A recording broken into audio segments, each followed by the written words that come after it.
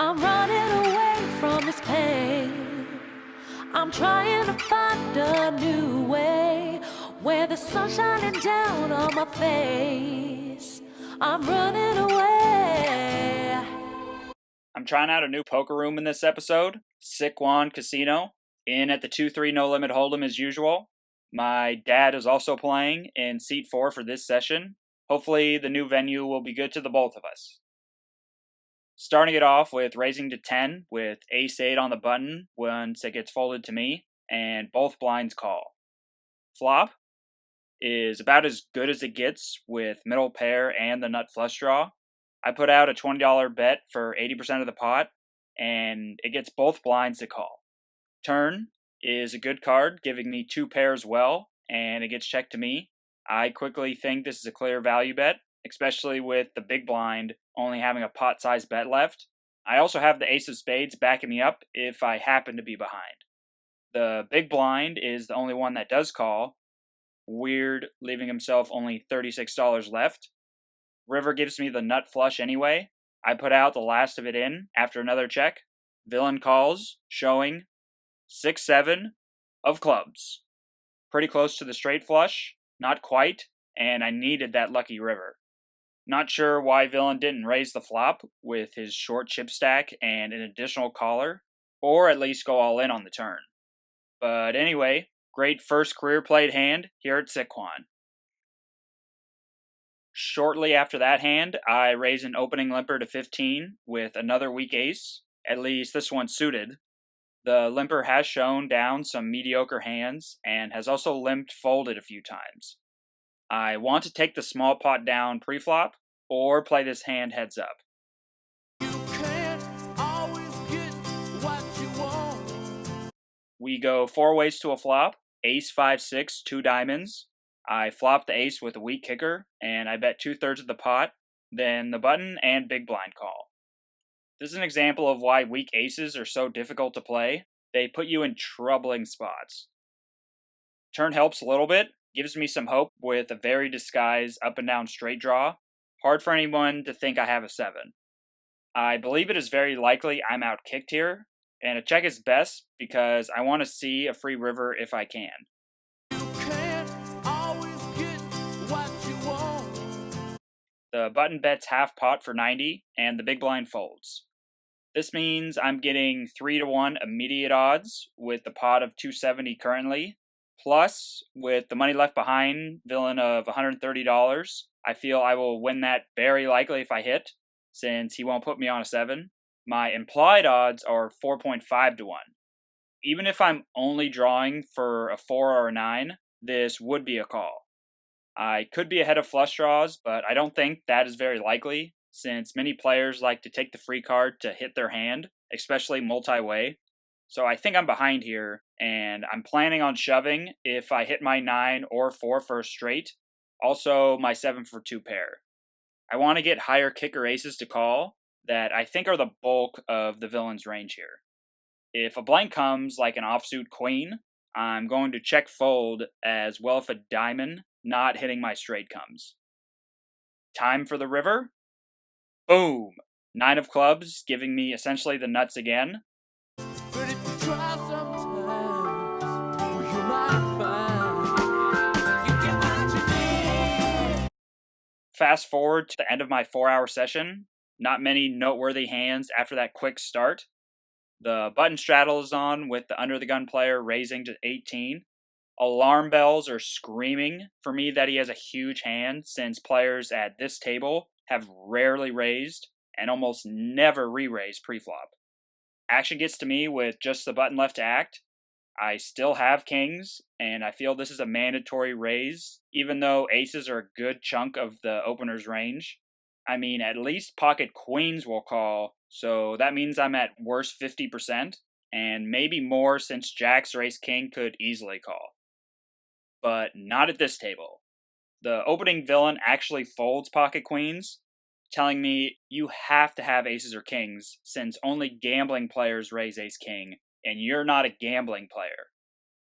That's right, against this player and some other players, it seems at this casino playing 2-3, you can't even re-raise pocket kings for value, as they fold everything besides pocket aces or the unlikely tie with the other two kings. Crazy, but this would have been a much better call than re-raise. I still think those players are in the minority though, and this is still an easy re-raise for value to get it all in pre-flop. Hard for me to complain with those two early rivers, but a little frustrating here not to get the money in against pocket queens. My dad has had enough after 4 hours and cashes out for a loss of $119. I make up for it though, cashing out for $850 shortly afterwards for a family total profit of $431. That was Friday night. I still got all of Saturday to go. Time to be free.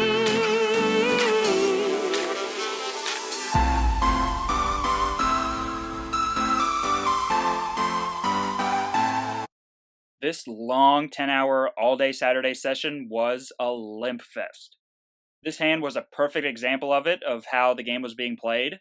8 ways to a limped pot with me in the big blind holding 5 deuce of diamonds. Flop. Bottom pair with a gut shot straight flush draw. I put out a pot-sized bet and get called in 2 spots. The second of which over-limped with 10-5 offsuit. Yeah, he truly limps basically any 2 cards. Turn, not good in the 4 of clubs, pairing the board and putting out a second flush draw. I think it's a little ambitious to bet. I check to see what the other players do. It gets to 10-5 offsuit, who puts out a small bet of $36, and pretty standard, I make the call. River, 7 of diamonds, giving me the flush. Against this type of villain, likely to overestimate hands and call light, I lead myself for $110. I don't want it to get checked behind, hoping to get value from 2 pair or perhaps trip 4s. If he raises me, I would fold, since I don't see this villain pulling off that type of bluff.